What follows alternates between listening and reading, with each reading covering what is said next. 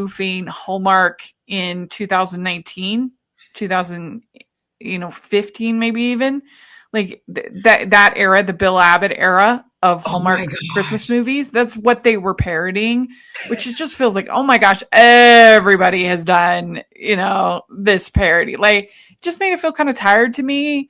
There were a couple good spots. So she's the big city girl coming from Big Pie to steal the recipe from Aunt Maud's pie shop that's run by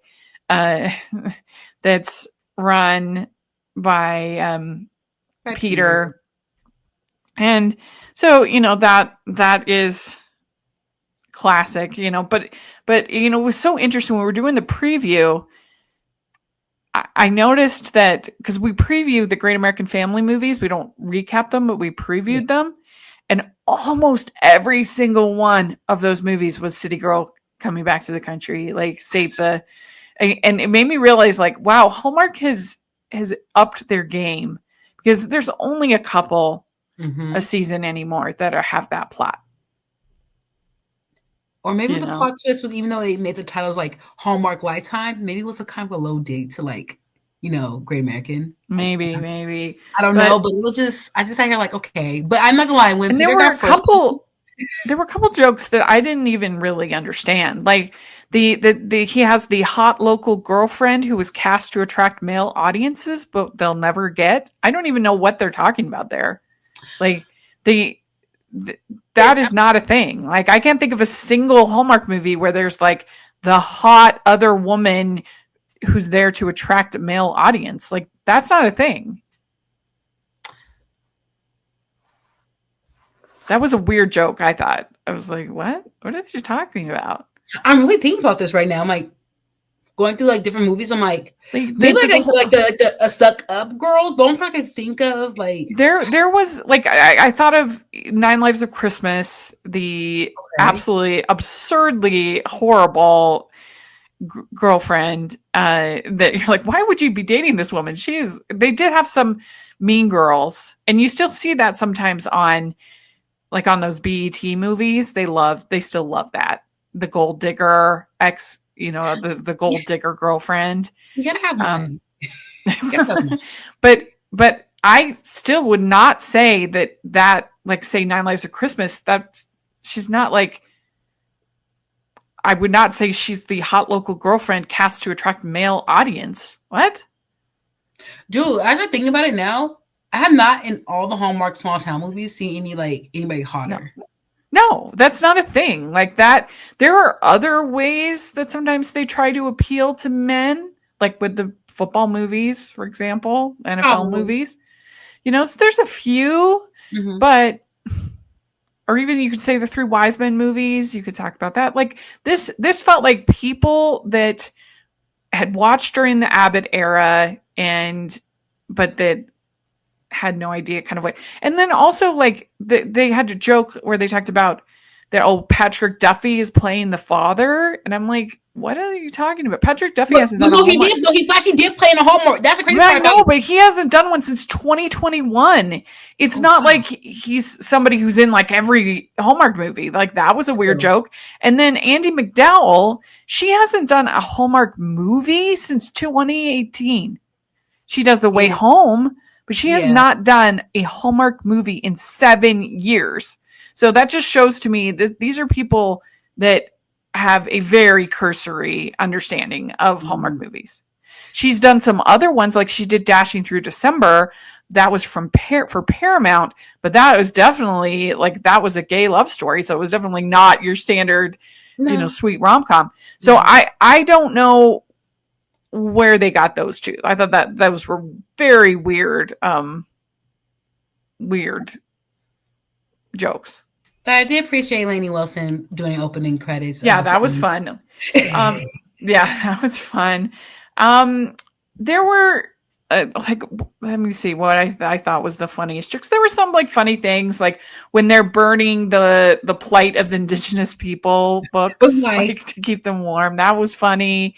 I mean, I think that they think these movies are more redneck than they really are.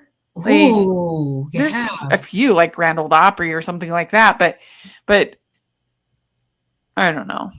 They're more small town than they are particularly like hick or redneck or, that kind of thing.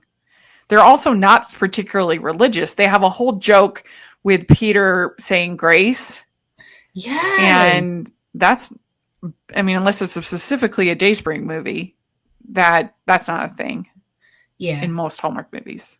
I know there were some jokes that didn't hit. They're not religious movies. Yeah. There were some jokes that did not hit for me. I was like, I get what you're going with it. And he says, please stop sending us grandma in the form of hummingbirds and sunsets. I don't even know what that is talking about. Oh, you know how people pass away, like grandma sends me a sign. I'm like, okay. But I love the fact that Peter got when he fell into the water, he got frozen. It took me back to like Thumbelina when Cornelius got frozen. And I'm like, oh yeah. Sorry, I had you muted for a second. Sorry if I was interrupting you. So apologize. Yeah, that was pretty funny.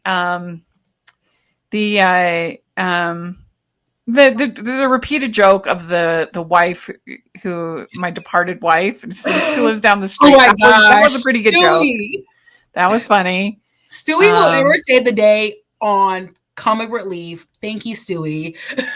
Yeah, I didn't understand the joke of the meth son. What was that? I guess Methodist and then meth. Like what does that have to do with Hallmark? I thought that was a weird joke. That it was very like he's studying. I'm like, I don't. What? I didn't understand what that was parodying. What that was joking about, like meth. Like Methodist. That's all I can think of is Methodist. That's all I clicked it. They're not religious, and I didn't understand that joke.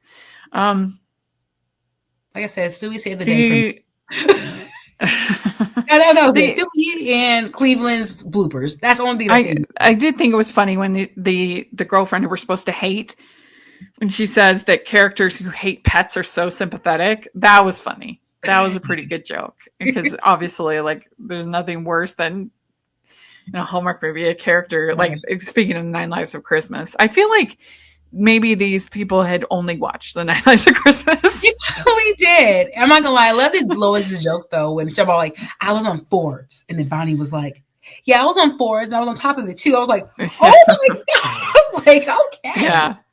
Ho ho ho! We'd like to take a second and thank our sponsor for this episode of the podcast. It's the Hallmarkies Patreon. Do you love Hallmarkies podcast, especially at Christmas? Do you enjoy the holiday previews, recaps, interviews, and bonus episodes? If the answer is yes, please consider supporting the Hallmarkies Patreon. We need your help to do what we do both during the Christmas season and all year round. But not only do you help a podcast led by strong, independent women by becoming a Patreon, you get to become a part of the Hallmarkies family.